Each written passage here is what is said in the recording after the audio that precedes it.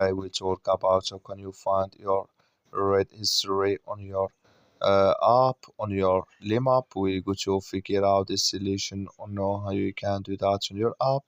So you just follow these ways, then it's going to work with you. All you have to do, in first, you just go here. You go above this sign, click on it. So when you click on it, it's going to show for you a list like this here.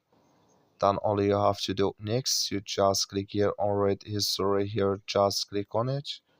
When you just click here on read history, it's going to take you to this list. It's going to show for you like this. Then here you will find all read history you have.